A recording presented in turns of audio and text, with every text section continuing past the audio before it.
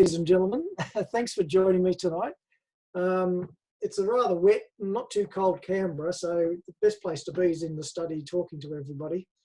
Thanks for joining me. We're in for a bit of a trip through 70, 80 years of sort of Air Force history, but with a focus on the ladies.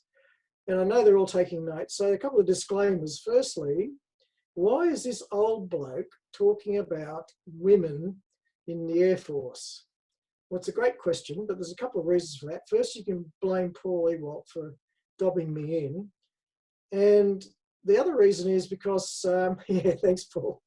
The other reason is because I've just finished the history of the Air Force from 72 to 96. Now, that's the 50th to the 75th anniversary of the RAAF.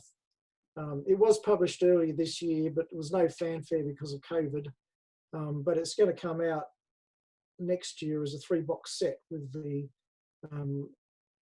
period 21 to 39, 46 to 71, and my volume 72 to 96.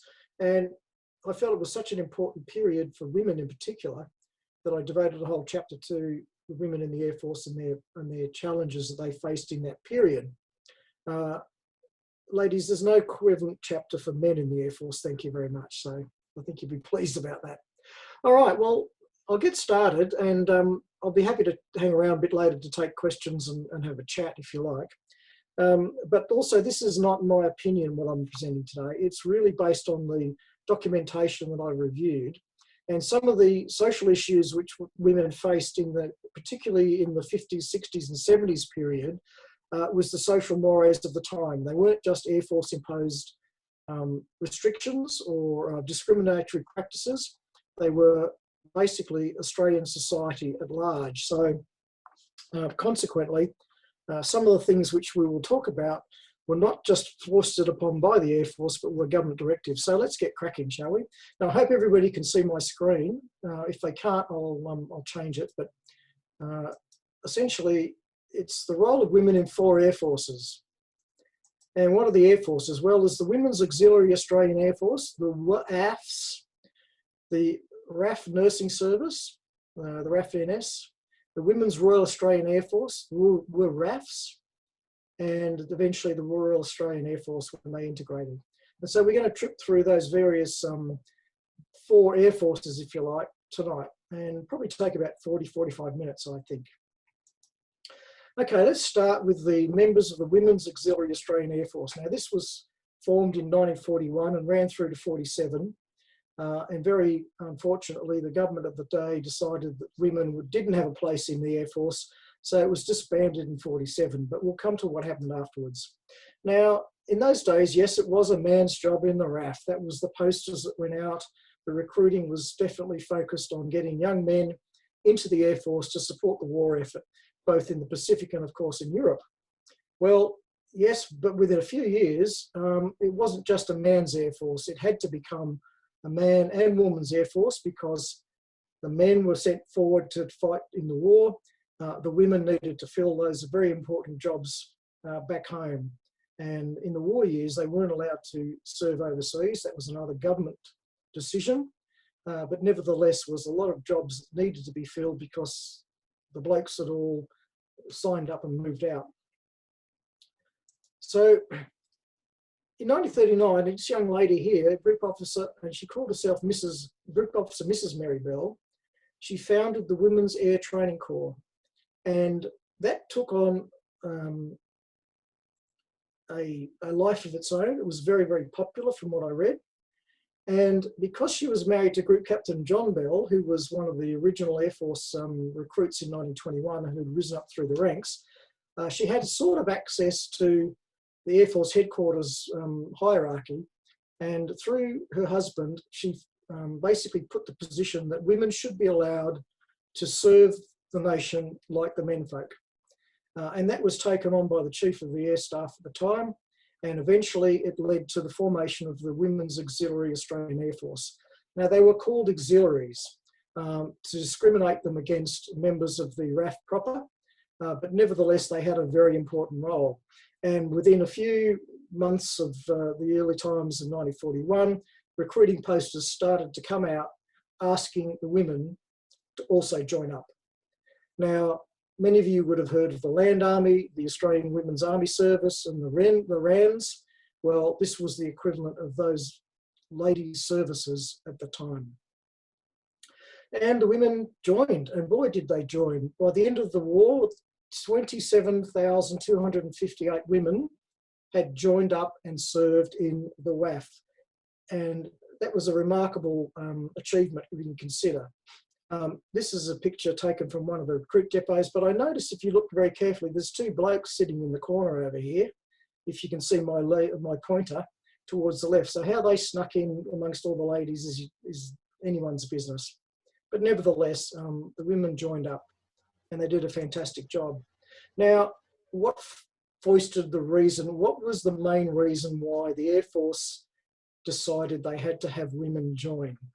Well, the main reason was for signals and telephonists.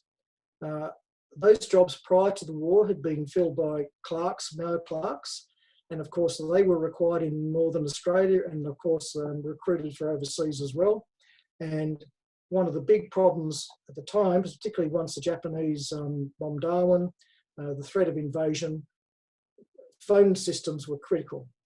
And so consequently, the women were employed mainly as signals operators, teletypewriter operators, which is the picture in the bottom left there, and also signals intercept officers, a very vital job that they needed to do.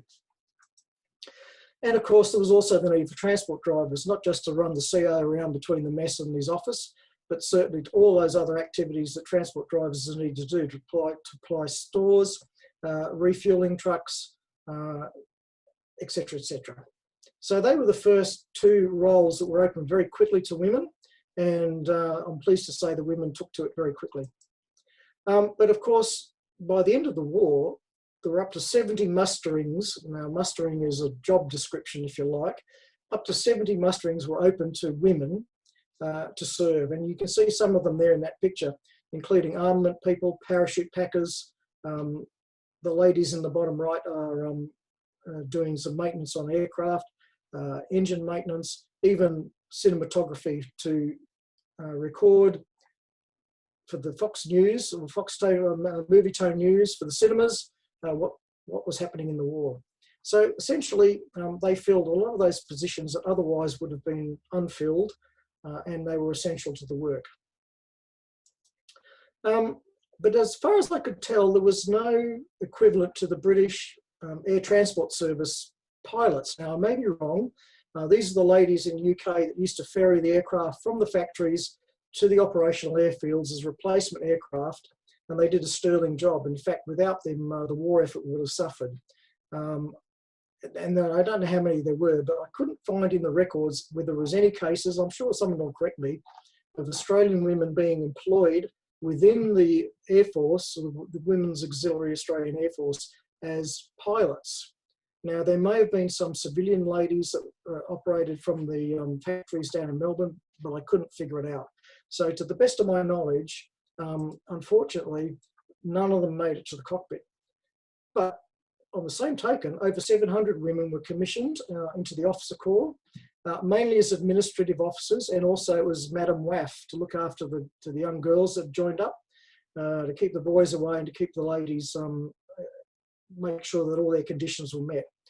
This particular officer, I don't know her name, but you'll notice on her lapel she's got the letter A.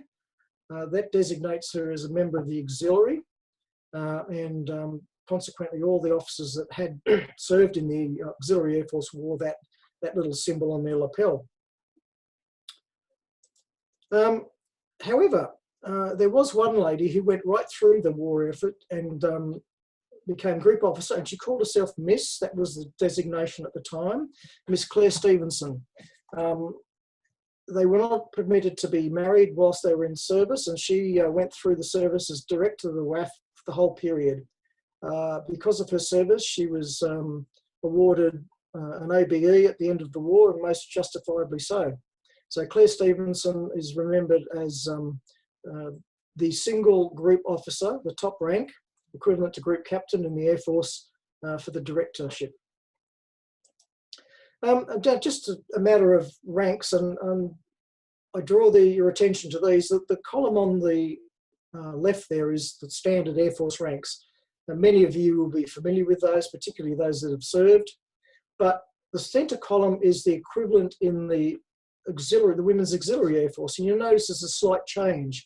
Rather than group captain, they're group officer, wing officer, and so forth.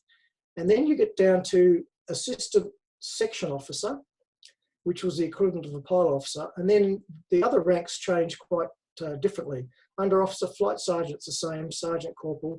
There was no equivalent of leading aircrafts woman. And there was an aircraft, the lower rank is aircrafts woman.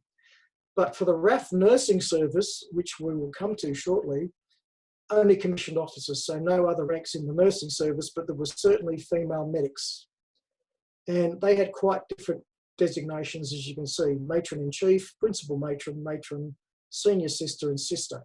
And those designations lasted for quite some time. So subtle differences in the nomenclature, but equivalency in terms of status, but not in pay, and we'll come to that. Now, the recruiting, I don't know how close you can see the graph there, but it goes from May 1941 when the RAAF started right through to May 47 when it was disbanded. And you can see by October 1944, which is the highest peak, they peaked just over 18,000. 27,000 plus over the whole period, so the numbers under the graph were that many. But of course, there was a slow ramp up, and then by 42, once the Japanese had invaded the Indonesian islands and then threatened Australia with the bombing of Darwin, the recruitment skyrocketed. And so by sort of the peak period in late 1944, there was then a steady drop-off. Recruiting was basically cut back. The women had served their 3 or 4 year time, which was their permitted time in service, and they started to move back into civilian life. And so by the end of the war, sort of here at the end of 1945, it very quickly dropped to below 4,000 and then down to 0. So a very steep rise and also a very steep fall. So in quick summary, just as my notes rather than for you to read, 37 members in March 41 joined up to a peak of just over 18,000 by October 44. And a remarkable achievement if you think about the number of women that served. How does that compare with the Army Women's Service? Well, there was about the same number, roughly 18,000 at the peak. The naval element was much smaller, lesser jobs for the women in the Navy to do, and so consequently there was only about 2,000 women served in the war period. And the nursing services, about 900, roughly speaking. Now, those 70 musterings, I do have a little note here which I'll just read what some of them were. Of course, we've mentioned armour and motor transport driver, but fitters, various fitters employed in rigging and repairing metal of aircraft and installation of engines, instrument makers, instrument repairers, meteorological clerks, radio telephony operators, recorders and stewards, and many others. And so consequently, they filled the roles that the men just weren't available to fill. However, there were restrictions. There was no overseas service allowed. Now, this came to the fore when MacArthur moved out of Brisbane and headed into the islands towards the Philippines. When he got to the Philippines in 44 to continue his push towards Japan, he requested the Air Board release the women that were in his Central Bureau and part of his staff that were in Brisbane. And the Air Board agreed. However, the government did not. And consequently, those women were not allowed to serve overseas. And unfortunately, that was just the rules of the time. So they tried, but they didn't quite make it. So in this case, from clerk to cockpit, even though the women was certainly doing instrument work, rectification work, maintenance work, they didn't quite get to drive in the front seat. So let's turn now to the nursing service. Formed a year beforehand, a very important role that women traditionally have filled, but these days, of course, men are nurses as well. But they went right through with a small gap at the end of the 40s to 1977, which is the point of integration into the RAAF, and I'll talk about that in a minute. So the posters went out, and as you can see, all the services represented, including the Land Army, but the two ladies in the right, the nurse and the factory worker, would appear to have pride of place in terms of importance on this poster. And that's how the government viewed a lot of that service work that the women were asked to do. And you could apply at your National Service Office to join if you wished. I now turn to the founder of the nursing service and the director of the nursing service virtually for that entire period. It was Group Officer, yes, and again, Miss Irene Lang. And just bear with me because I've got some notes about Irene. She was an absolutely remarkable woman. She became the matron-in-chief, which was later be called the director, in July 1940. So she was appointed right at the beginning, and she'd served with the Victorian Police Hospital in Melbourne. And she was attached to the Air Force headquarters of the Directorate of Medical Services and given the status of director and group captain equivalent rank. And she was there to advise the medical services staff in the headquarters of all matters to do with nursing, deployments, medical rehabilitation, unit postings, the application for sick quarters, and consequently, she had a relatively important role throughout the whole war period. So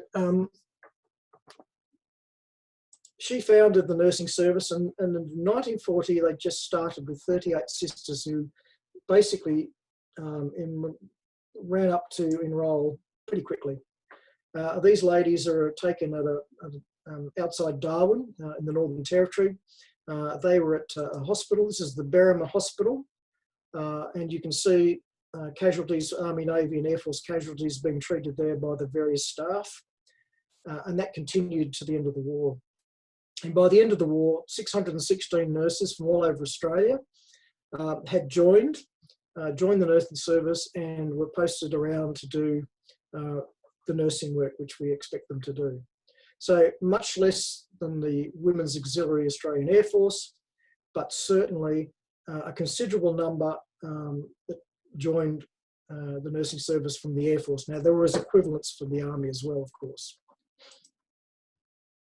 For a short period between 1946 and 1950, the nursing service was notionally disbanded, but very quickly, once Korea started, it was revamped because the number of patients that were coming out of the Korean War needed evacuation back to Australia, or at least into Butterworth in Malaya at the time, because that was where one of the clearing stations was. And as you can see, this is a picture of a Dakota. It's on the tarmac at Iwakuni in Japan. About 70 nurses served throughout the Korean War in many of the roles in the clearing stations, in the hospitals at Iwakuni, and also across Southeast Asia. This young lady here is obviously involved in early medevac, and that was one of the roles that the Transport Force provided. So an important role, and one that we shouldn't forget. This is a picture I found. I think it's a war memorial picture. This is Sister Helen Blair in a Dakota, and you can see she's treating a number of patients in the back of the Dakota. Now, I must say, flying from Korea to Japan and then Japan to Butterworth in a Dakota on a stretcher facing backwards is probably a rather long and uncomfortable flight, but you could bet those folks, those fellas that were injured, were bloody pleased to be out of the business and happy to be looked after. So that was the Korean effort, and that continued to the end of the war. Now, towards the end of Korea, there were some rules that were applied in terms of who could join and who couldn't. Now, to join the service, you had to be between 23 and 35 years of age. Nurses would serve short service commissions for 4 years, and after that time, there may be an extension for 3 years. But after that, you were expected to rejoin the civilian workforce. Only the matron-in-chief, the top position holder, held a permanent commission until 1957, and then further permanent commissions were offered to selected women.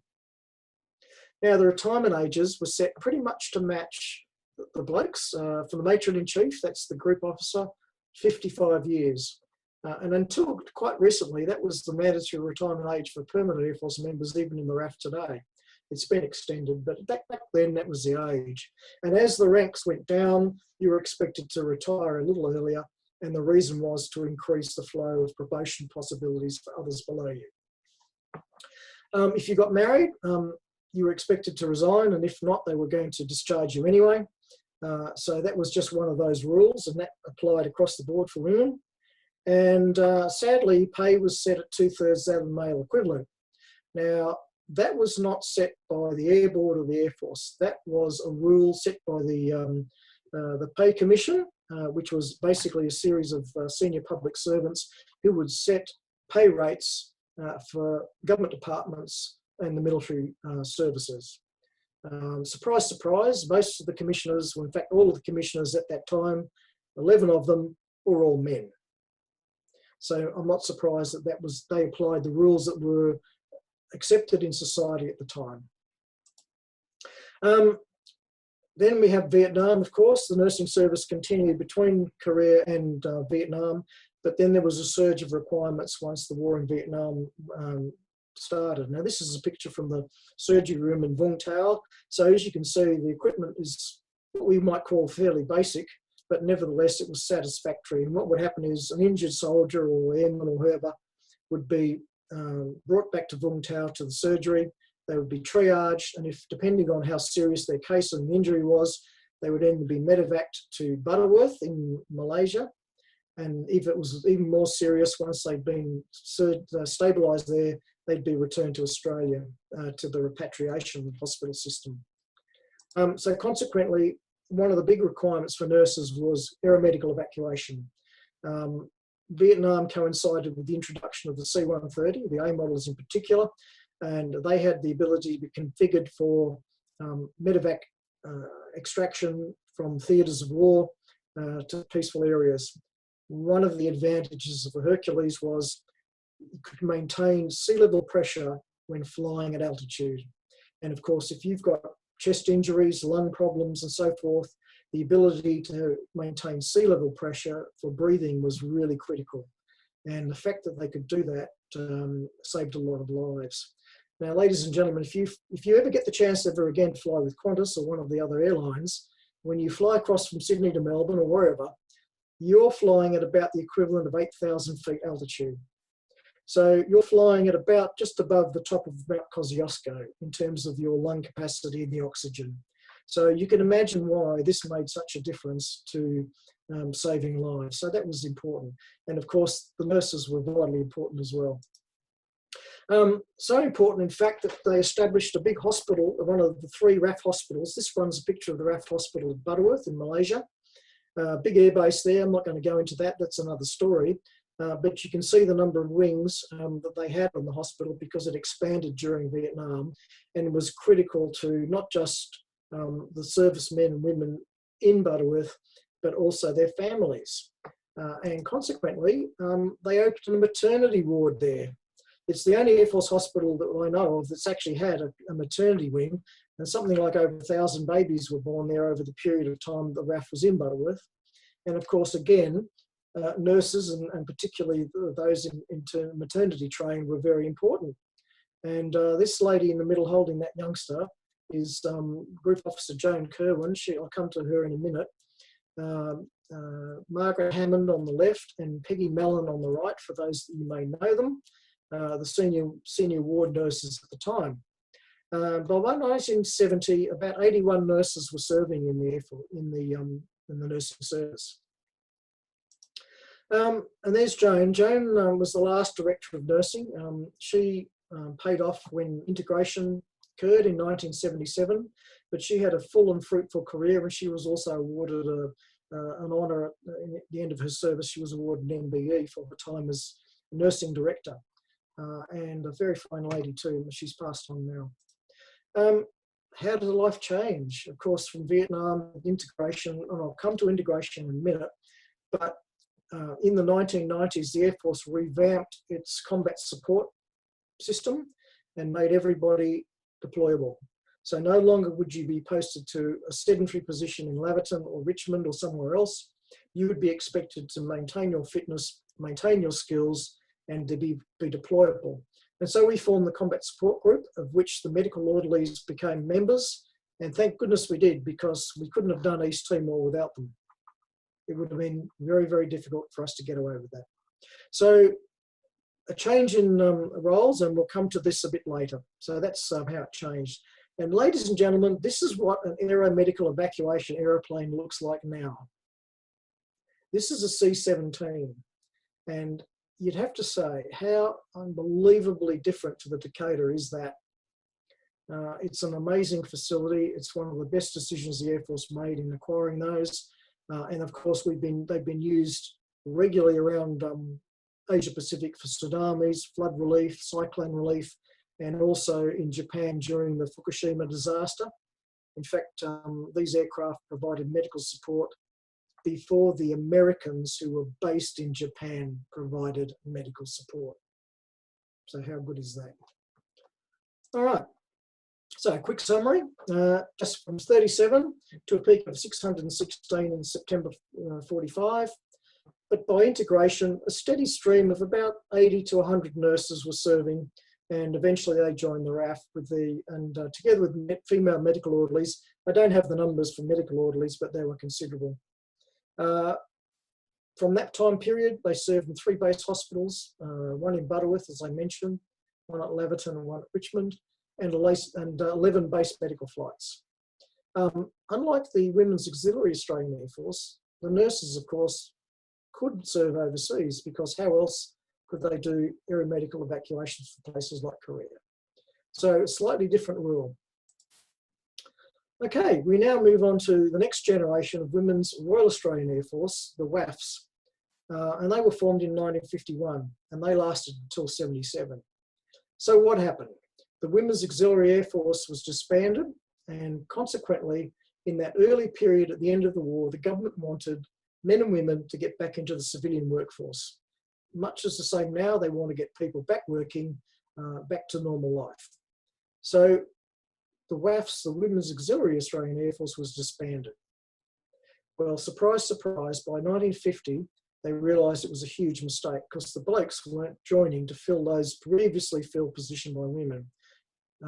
Transport drivers, telephonists, radar operators and so forth, and technical people.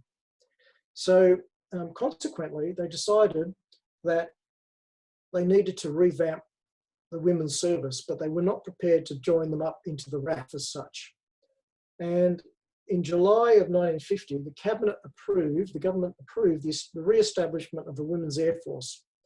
And they were no longer considered auxiliary, but they had their own title. It had the title Women's Australian Air Force, and they called themselves WAAFs. And that continued on until integration. And the women joined, and they wanted to join. And by June 1952, at least 990 women had rejoined and been recruited and to fill a variety of roles. Not so many as wartime, but certainly they were keen to join. And there's some pictures here. You can see the smiling faces in the ladies here. And I turned to Wing Officer Doris Carter. She was the first director of the WAAF, and she was an absolutely amazing woman. She attended the 1936 Berlin Olympic Games as an athlete. Her speciality was high jump. She also participated for Australia in the British Empire Games in 1938. And she joined the Olympic Committee at the end of the war as one of the directors. And as well as that, she also ran the RAAFs in the 1950s, an amazing woman. And consequently, she also was given an award when she retired. So that was Doris Carter. The rules in 1952,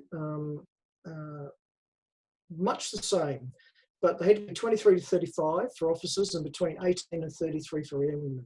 You had to be single or widowed or divorced, and you had to pass a medical. Now, those who were appointed as officers could serve a short service commission for 4 years, and permanent commissions into the Air Force, the RAAF, the WAAFs, didn't start until 1965. Another government-imposed rule, not an Air Board rule. Airwomen, on the other hand, were engaged for a 4-year period, and they were allowed to have a follow-on period of 4 more years if they were deemed by their commanding officer as suitable. Now, depending on discriminatory practices, misogyny, male attitudes, a lot of those women were unfortunately discharged. In my opinion, they were probably suitable, but that was just the thought at the time. Retirement age was 45 for wing officers. At the time, wing officer was the top rank. 43 for squadron officers and 40 for other commissioner ranks and airwomen. Now, most of the airwomen never got anything like that because they joined in their youth. They did their 4 years. They may have done 8 years, but pretty much after that, many of them left the service. Again, pay was set at 2/3 that of their male equivalent. Now, in 1958, the Air Board considered female pay. And the Air Board, which is the chief of the Air Staff and the top officers in the Air Force, decided that women should be paid at the same rate, equal pay for equal job. 1958. That was pretty radical. It was so radical the government wouldn't wear it, and so they consequently denied that Air Board directive, and it was still set at 2/3 pay. Sign of those times. Now, I mentioned they had to be single, widowed, divorced. It took until 1969 before women won the right to remain in the service if they got married. Now, this applied whether they married a serviceman or a civilian, but they had stipulations. They had to agree to be posted, to have short service moves, and the usual exigencies of the service. And so consequently, many did marry servicemen and had very successful, not only married lives, but also service lives. And by 1972, still only about 32 musterings, that's job specs, could be open to the women, but this was going to change. And why did it change? Because of this bloke. Gough Whitlam got to power, excuse me a minute, and he and his cabinet made some considerable social changes to Australian society. At the same time, the women's movement reached, not its peak, but was certainly getting a lot more notice than it had in the past. And the contraceptive pill gave women, for the first time, the right to choose when they had or did not have children. And so that period in the early 70s was a radical time. It was also the time when we came out of Vietnam too. And so there was great social upheaval in Australia. Many of you out there will remember that period. And Whitlam brought in a number of changes in a no-fault divorce, changes to the education system, changes to family law, and also changes to the military. And within a few years, the right for women to have maternity leave equivalent to their colleagues in the public service was given, and they would be entitled to the same conditions of service at the time. And that was a huge step forward, in my opinion. By 1975, and by June that year, recruits made up to 1,000 strong women serving in the RAAFs, in both officer and airmen or airwomen ranks. And this is a PR photo taken for the Adelaide Advertiser of the recruits that were about to join the recruit training unit for that particular session. And so you can see mostly young women, mostly looking like they were very keen to join up. Now, the Air Force changed its uniform in 1971, and the males got this new, rather trendy, transport driver, train driver uniform colour, which the Chief of the Air Staff loved, and people like me who just joined the Air Force hated. But it took another 3 years before the women got the equivalent change to their uniform. And this is taken outside the Shrine of Remembrance in Melbourne, you can see, because the clothing depot in Melbourne was the one that was producing these. And the reason given why the women couldn't have the same uniform or the same colour patterns at the same time as the blokes, because of cost. Now that to me is absolutely ridiculous, because after the first free issue of the uniform, every member of the service, man and woman, paid for their replacement. So it might have cost them a bit to issue the women, maybe 1,000, the uniform, when there's 22,000 men in the Air Force. But that was the reason it was given. So it took a couple of years before the ladies got the new uniform, and this was a step towards integration into the RAAF. Group Officer Dawn Parslow was the last director of the RAAF in 1977. She had come up through the ranks and done sterling service. She also was given an MBE at the end of her service, and I think it's worthy of remembering her. But at this stage, still not yet, whilst the women could do instrument fitting and playing with, you know, bits and pieces in the cockpit, they still couldn't drive the beast, and that was yet to come. Members of the Royal Australian Air Force, finally we get to integration, and this is the period of the modern era, and of course in 1977, through government direction, the women were joined in with their menfolk in the RAAF, and the WAFs then ceased to exist in May that year. The rules for them, they had to be between 18 and 34 years of age, and if they were under 21, they had to have parental consent. They had to be Australian or British subject. They also had to be single, widowed, divorced, and pass a medical. Now, before everybody jumps up and down, when I joined the Air Force, I signed up in 1973. I was 17. I had to have my parental consent as well. But had I been 18, I would have been able to join in my own right. So this was one of those other little discriminatory policies that was still in at the time, but it was done because they felt the women need to be protected, and there was a certain amount of parental in loco or parentis required at the time. We move on. The establishment by the government was that the women can only make up to 10% of male strength. That means a maximum of 2,170 women could join the Air Force at those dates, because there was 21,700 men in the Air Force. That again continued for quite some time. Officers could serve short service commission or a permanent commission. Air women were engaged for a 3-year or 6-year period, depending on whether they were, whatever their trade was or their mustering, but if they were deemed suitable. There was no service in the general duties, that's the flying branches, ground defence or airfield defence guards, and women were not permitted to carry weapons, and that took a long time to break that rule as well. Retirement age was set at the same as men, and you can see it there. Air women were expected to retire, well, end their service at the end of their engagement. Pay parity for air women came in about this time, but women that were senior NCOs only paid 80% of their male equivalents, and officers, depending on their category, about 3/4 of their male equivalent. Now, the problem there was there were other loadings which made the difference. So realistically, the women got paid less than that. But nevertheless, it didn't discourage women from joining. And this is a picture of graduates in 1981, one of the courses at RTU. Yeah, ladies seem pretty happy with themselves. I think they just graduated.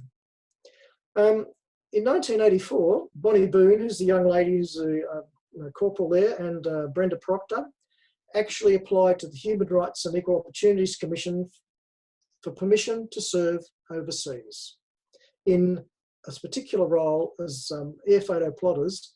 These two ladies were the best choice, but they were prevented from going to serve and do their course in the United Kingdom by the rules at the time. And they won their rights and they got their jobs. And Bonnie ended up becoming a warrant officer, head of the service in the photo interpreter role. A fantastic person. She's retired now.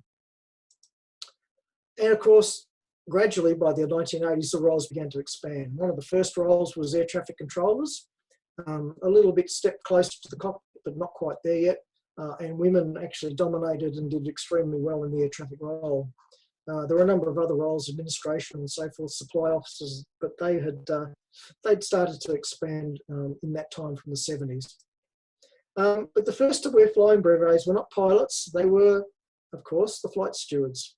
And they had been given their wing to fly VIP flights to the Prime Minister's flight and the Governor General's flight, I guess since about the 1960s.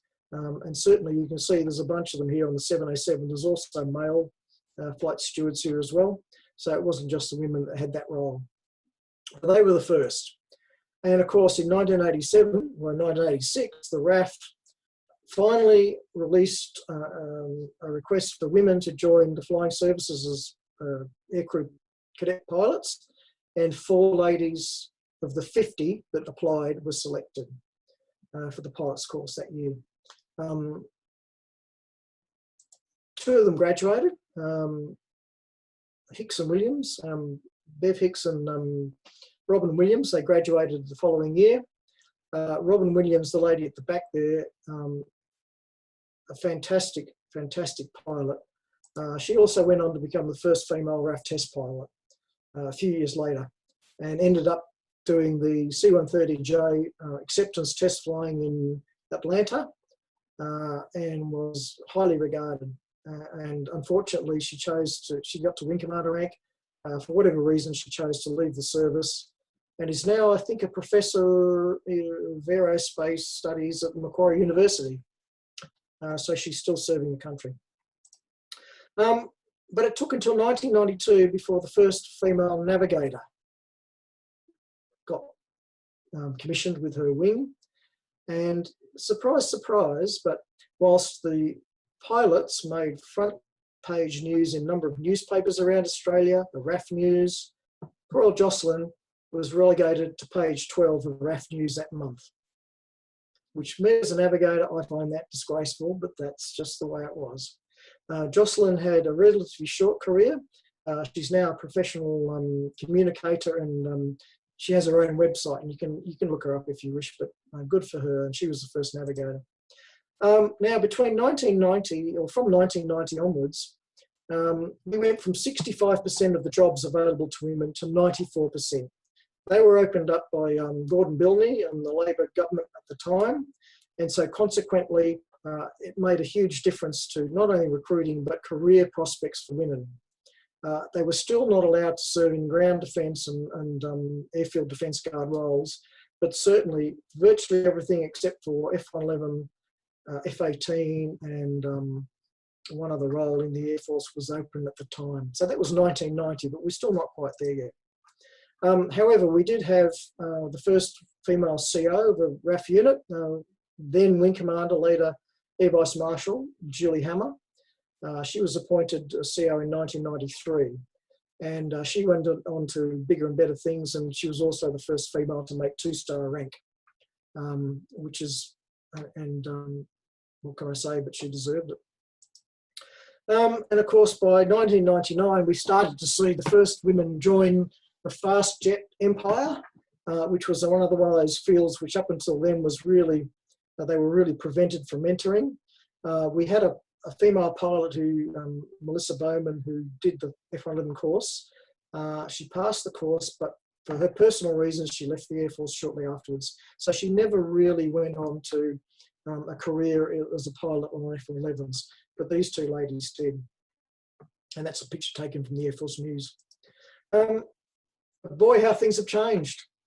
By March this year, first all-female tank crew, all ranks, officers and airmen, and that particular picture was taken on the International Day of Women, and it wasn't a PR stunt. They were actually a crew, and I don't know whether they're still a crew, but certainly it just shows you how much has changed in that time period. The last discriminatory policy, as I view it, was removed in 2016 with women, depending on passing the medical and physical fitness requirements, could finally serve in ground defence and airfield defence positions. And so really by today, women can serve across the Air Force in the whole range of roles, depending on their aptitude and their ability and their desire. How do we compare, and I'll finish up with this, I know I've been going on a bit, but how do we compare with times and other services? Well, basically there's a date, there's the number of officers, but essentially this is the percentage in blue of the number of women in the Air Force as a component. But I compare it with the United States Air Force and the Royal Air Force, and in the ones that are in red are the only numbers where those services exceed the percentages of our service. So I would consider that the Air Force is actually really proactive in this, and by 2025, I think the Chief of Air Force wants to have at least 1/4 of the Air Force filled with women. So that's the target. And that's something I think we can be proud of. So by now, Australia's now got a finally fully integrated Air Force. These ladies were, this is an East Timor deployment picture. They're in the catering world as are their male equivalents, but they look pretty happy. Today, for the women, I'd like to think that the sky's the limit, and really there's no obstructions to them progressing. There's equal pay, equal opportunities, equal conditions of service, and so consequently, things have changed. Now, just to finish up, it's me in 1977.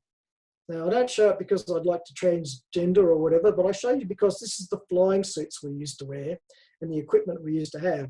And it's a cotton flying suit, it's a nylon flight jacket, and of course the Mae West really they hadn't changed for probably 50 years.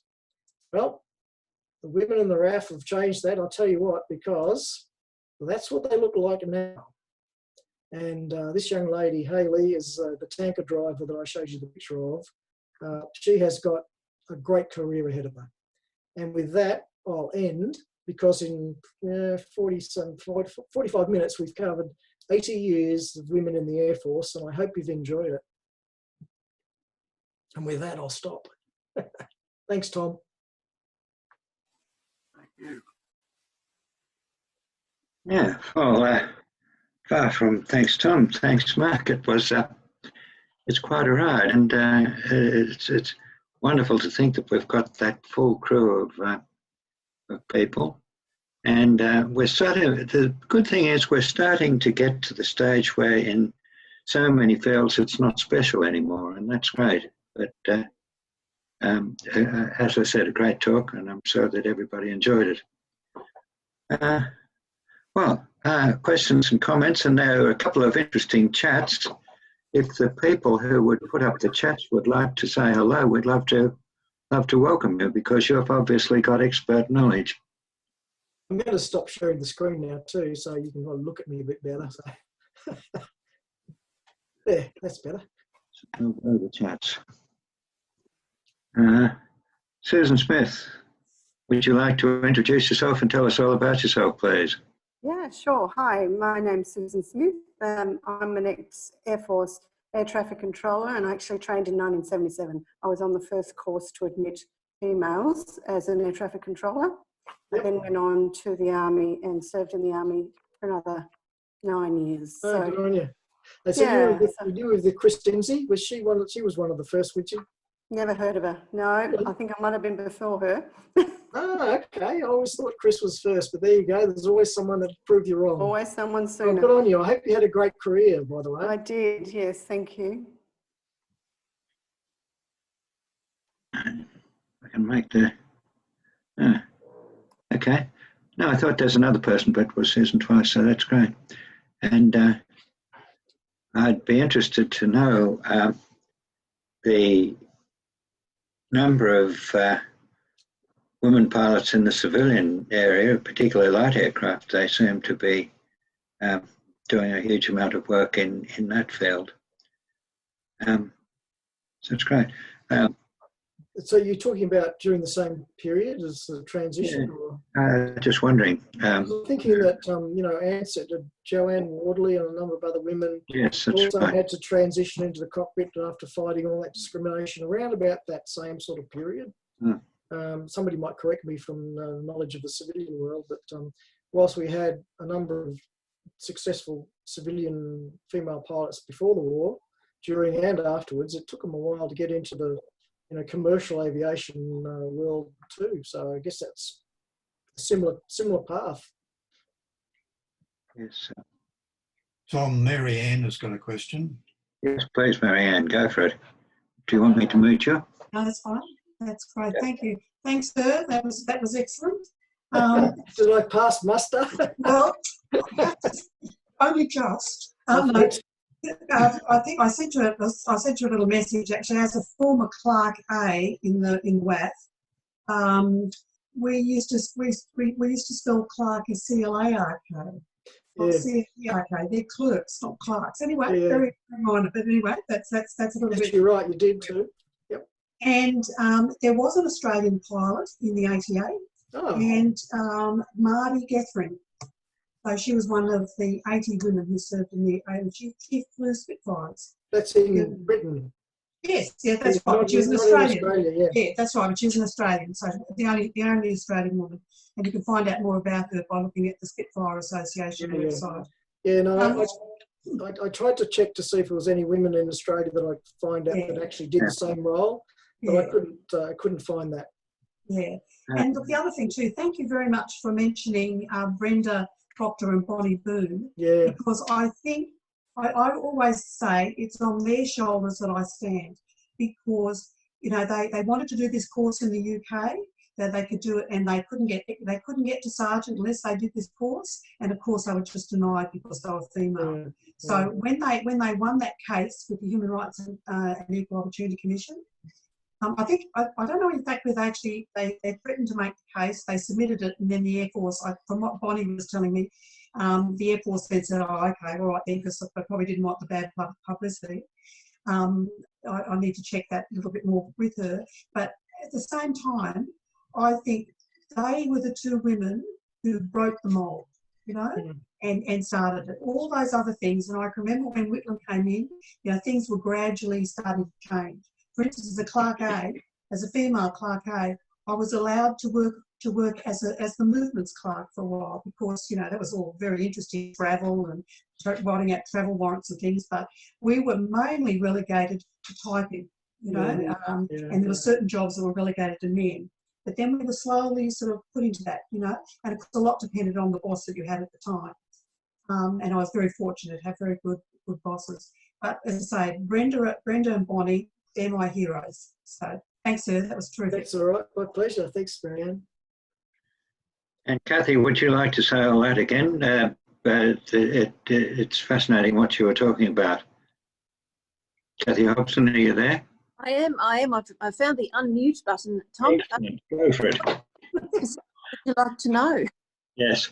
I'm thoroughly liberated. I do whatever Kathy tells me to.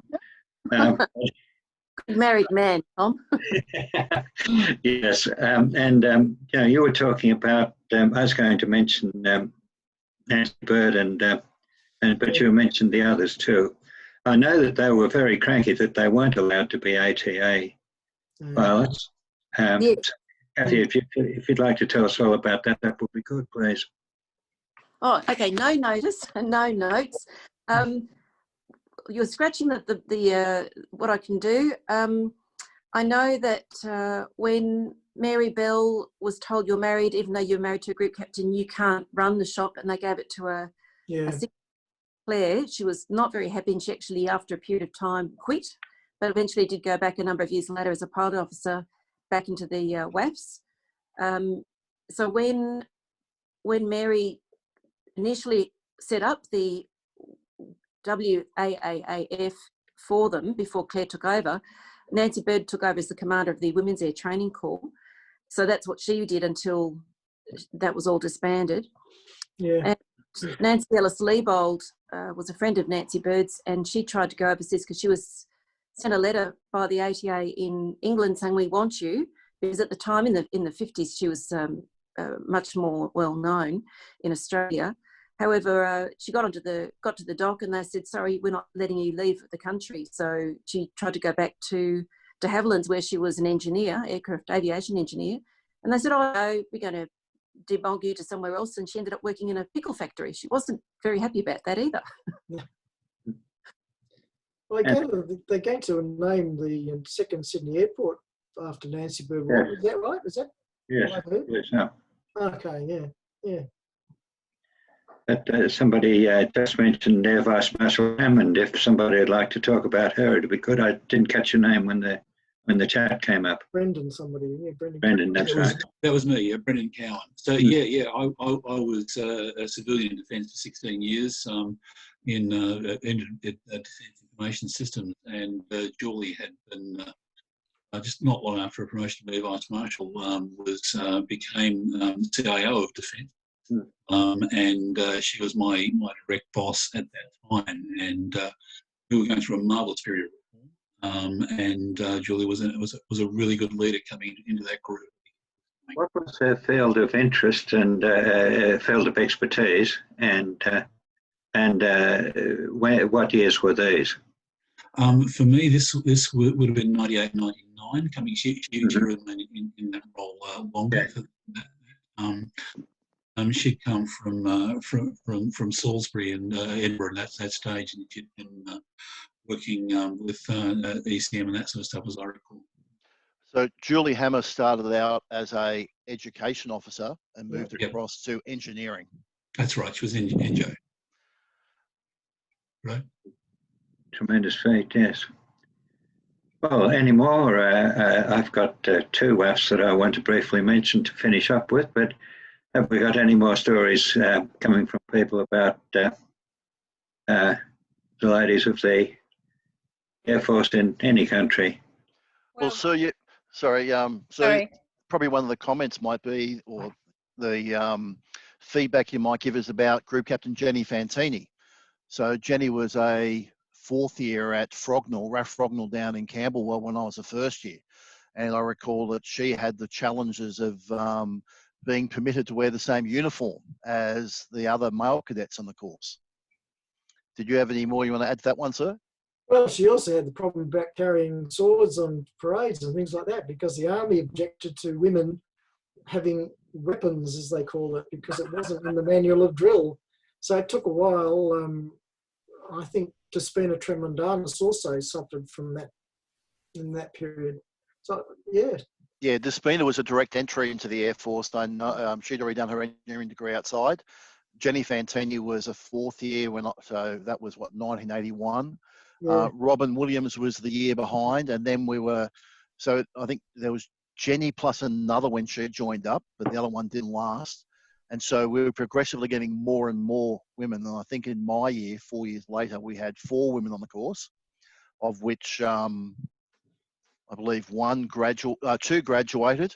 But now you look at ADFA and the large number coming through ADFA, and it's a testament to the hard yards those women did back in the early 80s. I forgot to mention Janet Court. Janet Court, as far as I can tell, was the first female to join the RAAF. Mary Ann might correct me, but I think she was the first one that snuck in when the rule was changed, before the transition through from all the WAFs into the RAAF. Yep. Janet was an education officer, and she had a pretty long career, I think, from memory. Yeah, she did. I ran into her at Wagga, actually. I guess she was, and in fact, I was the first female sergeant in the RAAF in Canberra. So I used to have to go up to the mess by myself, the sergeant's mess at Bedford here by myself. And it was only until, and as you can imagine, the old shellbacks up there for a while. And it was only until one of the ladies on the switchboard got promoted to sergeant. Then there was 2. So you might need to explain shellback, Mary Ann. Oh, I don't think I have to somehow. And you're talking about things changing. Just a quick aside. I mean, I got 100 stories, but I went for my commission in 1984. We were amalgamated into the RAAF. No restrictions. We could do anything. I applied to be an administrative officer. And I was asked at my commissioning board, my commissioning interview, what guarantee have we got that you're not going to run off and get married and get pregnant? I was asked. And I was queried about what my boyfriend thought about it. And so I'll admit, I made up a story about him having a business of his own, and he'd follow me around, and there was no problems, you know. And I thought, oh, good, you know, that was all right. That was good, you know. I had his permission. And the guy behind me was a flight sergeant. Mind you, this was my first go at the commissioning board, and I got in first go. The male flight sergeant behind me was his second go at the commissioning board, and I asked him later on as we were coming back from Sydney back into Fairburn, you asked anything about your family? Oh, no, what would I do? It was just assumed that his family went along with it. And that was 1984. And when I graduated at ADFA with my PhD, Group Captain Di Gibbons was sitting next to me, and she had done her PhD on the difficulties that women faced in the aviation, in the services, and in the civilian airlines. And I had to say, right up to that point, that was 2014, some of these women were being really discriminated against, given training documents were out of date and that sort of thing. So, you know, 2020, yeah, things have changed a bit, but you know, we've still got a long way to go, as the song says. Has there been investigation? We're saying that things are equal rights are equal rights per se. Is there investigation that equal rights are per se, that there is still no discrimination now? Lynn, I would like to say to you, oh no, there's no discrimination. Of course there's not, but you know, it's sort of, there's a little bit of, what do we call it, implied bias, you know. You know, I wouldn't be here, I wouldn't be still serving in the reserve, you know, having served in the Permanent Air Force and Reserve, if I didn't have opportunities that I took advantage of, you know, and I'm very grateful for that. But at the same time, you know, there has been occasions when, you know, like in my commissioning application, you know, what guarantees have we got, you know, that you're not going to, we'll commission you and then you won't hang around. So, and you know, you speak to a lot of contemporary women today and they'll have their little backstories, but we're happy to move on and forget about it. And we'll take advantage of the opportunities that are given to us now. So. Marianne, can I just show everybody this? I don't know whether everybody's seen it or can see it. Oh, yes, yeah. But recently the Air Force published this document. It's called the Air Force Gender Programs, and it covers the statistics, career opportunities, recruiting targets, and so forth. It's not recruiting material. It's actually, I guess, it's meant to convince the government they've got some active program going. But it's quite useful, and it's something I looked at. But it does in the back have a complete list of all the work categories and the percentage that are filled between males and females. And for example, laboratory officer is 100% female, whereas aeronautical engineer is only 9.5% female.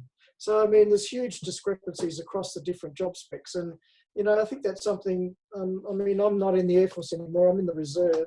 I'm not involved in the command chain at all. But I'd like to think that they're actually proactively doing something about it, not just because some government senator has said they should. And how much of a better Air Force are we for it? 51% of the population are females. We should make the most of their opportunities. That's just been my view. So, yeah. Anyway. And so there should be. And so it should be. Yeah, absolutely. And it should be in Parliament as well. Me? No, it should be the government, the Parliament. Yeah, but you've got to elect them. The Parliament. Both sides of Parliament should be 50%. Yeah, but unfortunately, the rules are you've got to elect them, so they've got to stand, and then they've got to go through their own political parties, and it's just, that's a different matter altogether. Whereas for the Air Force, if they want to serve, they can sign up, and if they've got the qualifications, great. Can I thank you? I come from 1965, so I'm a little bit older than some of our ladies here tonight. And we've been fighting for recognition for a long, long, long time. And I heard about it from Wendy, who's on here tonight too. And I'm sorry that a few more of our girls haven't come. I'm representing 1,000 girls on the Facebook site, RAAF. Mm-hmm. And I've taken massive notes quickly tonight. I'd like a copy of the presentation to put to those girls and some of the slides if I can. So I'll email you and get some information. Yeah, it's important to the girls. We talk about it all the time in the days gone by. Thank you. Yeah, it's a big change, and it has taken 80 years, let's be honest, to go through that. And why it's taken that long? Entrenched attitudes, government policy. And another problem that the women faced is that the discrimination, in a sense, was embedded in the Air Force orders and regulations, which go back to the Parliament. And consequently, the things like the 10% rank, the maximum of 10%, that was a government decision, not an Air Force one. And so those rules actually go back further to before the Second World War, and they were not updated as modern times came through fast enough. So yeah, I can see why the women had a big gripe to bear, and I think that's fair. I was in 65 to 68 when I was a corporal clerk E working. I was the only girl in a section of 23 men. One of the men was my helper. He was an AC helping hand. Yeah. What was it? General hand. General hand. Yeah. Yep. And I was a corporal clerk. He got more money than me. Yeah. And the other thing I didn't mention is the women, in terms of the command responsibilities, certainly up to, I can't remember what the date was, but up until integration, women could only command women and other women that were under their rank. Yep. So this business about being charged because of whatever rules, you know, if you wanted to charge a male, you had to find another bloke to write the charges. Yet we were answerable to the men. Yeah. Yeah. There's all sorts of rules. The AC general hand that I have working under me didn't have to do anything I wanted him to if he didn't want to.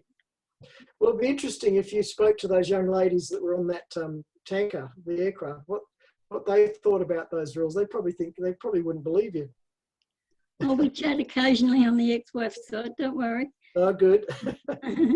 Lynn and Wendy, I did go onto the ex-wife site. I'm not very good at Facebook, but I tried to get a message about tonight. I put it on the ex-wife's. Oh, actually, you did. Wonderful. Yeah. I tried to get it there, but I couldn't find the place to enter it.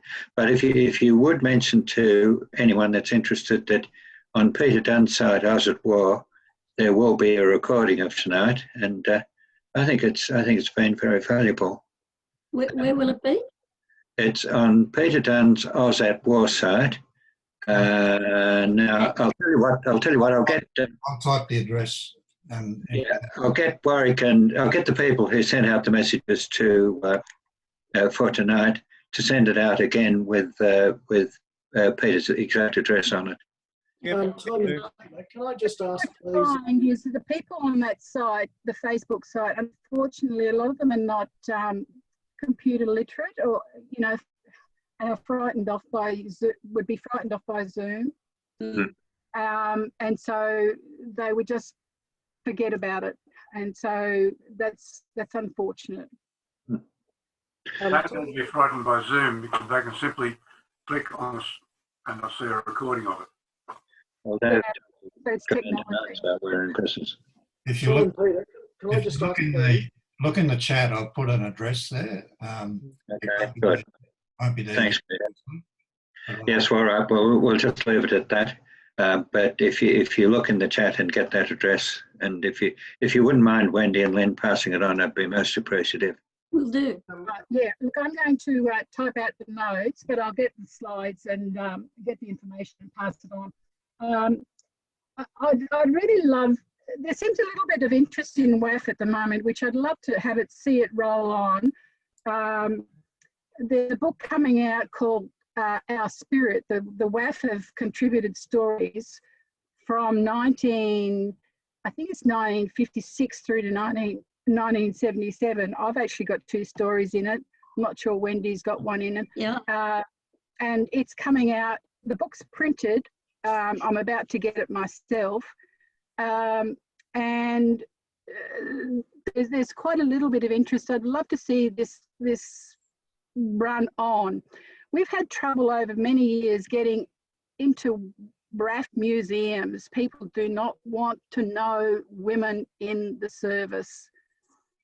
So I really hope that this takes hold, and maybe they've just got sick of men in the service, and maybe now we can get our toehold in. It'd be lovely if it does keep going. I'd really like that. Lynn, it's David Fredericks here. So I'm with Air Force History and Heritage Branch. Perhaps if we can make contact at some point, I'll give you my email address. Everyone else knows it, so don't worry about the secrecy of this. So it's david.fredericks, FREDERICKS, at defence.gov.au. I wouldn't mind talking to you about the book you're doing. One of the things we do offer is the ability to support, third-party support people's books with RAAF badge approval on the front and also suitable forwards, etc. So the book's only got a limited printing, and it's $20 each. Well, no, but I'm thinking we might be able to help you further, get the word out there further. Yep. So Marianne works with me, community engagement. We can help promote it, and you might find that you might want to do another run. And if you do another print run, we might be able to help you in that regard. Yep. So be happy to talk to you about that in more detail, and we can see where that goes. Sorry, go on, Marianne, you go. Sorry, cut across there, boss. Also, Lynn and Wendy, I have got onto the ex-RAAF site, as you probably know, and I put details at one stage saying anyone who would like to be interviewed, please email me, and I had the HH engagement email address there, because we've got very few stories of women in our oral history program, and that's something I'm trying to encourage, at least while I'm there. I'm still working for HH, hopefully till the end of next year. So I might ask you ladies to help me promote that as well, so that we can get more interviews. Marianne, from where are you? Where are you? I'm with the History and Heritage branch. I work for Group Captain Fredo, who just said to you he'd help you with your book. Oh, yeah, okay. I saw your name the other day, actually. I took notice. Yeah, so if, we'd really like to interview some ladies from different generations, because in the History and Heritage Oral History program, we've got very few interviews with women. And we're actually arranging for Brenda and Bonnie to be interviewed very soon as well. So Are you on the ex-RAAF pages, Marianne? Yes, I am. So, and I put a note there encouraging everyone to contact me through the email address. But Yeah, I'll do it again. I took your name down the other day, actually. I was going to get in touch with you. Yeah. Anyway, I'll do it again, ladies, and we'll see if we can rustle up some interviews. Thank you. Ladies, the other thing is there was a book put out 25 years ago about the first, I think it was 30 or 40 years of women in the serving in the Air Forces. That was published by Melbourne University Press. We've been chasing that down recently, and I've made contact with Melbourne University Press. Unfortunately, the woman that wrote it, and I can't remember the exact title, but she's passed away. But I'm in the process of trying to make contact with her family, because we're looking at potentially pursuing a reprint of that book as well. Which book is it? Oh, I'd have to chase it in. I was just checking my notes then, and I don't seem to have written it. It's obviously on the work computer. I've got a book written by the women of the original RAAFs. Okay. If you'd probably said the name, I'd probably be able to remember if that was her or not. But that's I suppose the one written by Claire Stevenson, I think. Okay. Yeah, it might be. Look, I suppose the bottom line is we're more than happy to actually help promote Air Force's history and the wealth of Air Force history. So please make contact with me or with Marianne, and we can see what we can do. Yeah, because I'm fascinated where Mark got all his information from, because it's very hard to get hold of information. Some of it was inaccurate. Well, that needs to be corrected. Which bit was wrong? In 65 to 68, when I was in, I had to sign up for 6 years. Yep. 6 years or marriage, whatever came first. Well, marriage came first for me, but I got out after 3 years. So 3 years, depending on your mustering? No. That was for women. 6 years in. No, I had to sign up. I had to sign up for 6 years. I was a Clerk G. Yep. If you're going to amend your book, sir, you better hurry up. I'm about to go and hit print again. I'm covered by 6 years or marriage. The Air Commodore did mention at the start we are republishing his book as a 3-book set. So that's going to be coming out March next year. And I think we're pricing the 3 books together in a box set at it's either $70 or $80.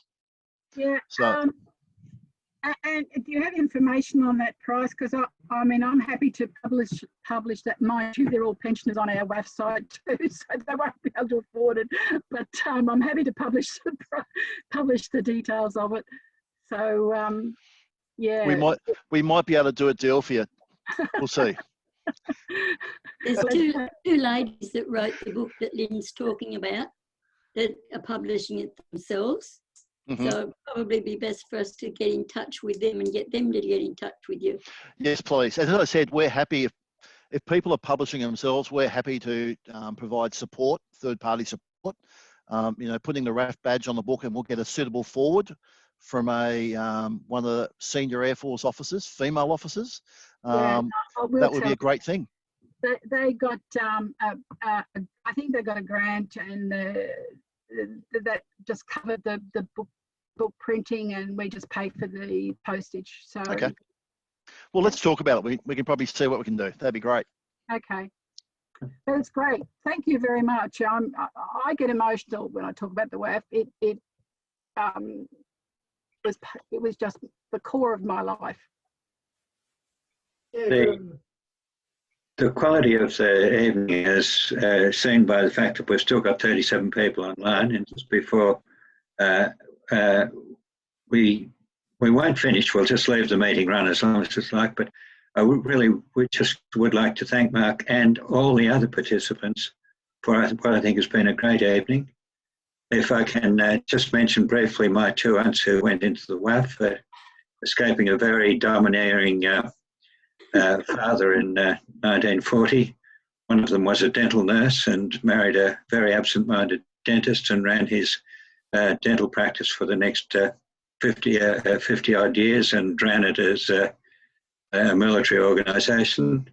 The other one at Temora was she was a corporal in charge of the WAAFs at Temora at the time, or in charge of the discipline, the warrant officer disciplinarian of the male RAAF, and she got together. I think it could be because they were both pretty unpopular, and that was a marriage made in heaven, which lasted for a long time. And unfortunately, you can't interview them now. But certainly, it's been a wonderful story. And thank you very much. Now, having said that, I'll leave the meeting open for as long as people want to stay here. And but if you could all please wave to Mark or give him a clap or something like that, it would be really good. Yeah, you do your best with what you can find. That's basically it. So apologies. You did very well. No, it was good. Excellent summary.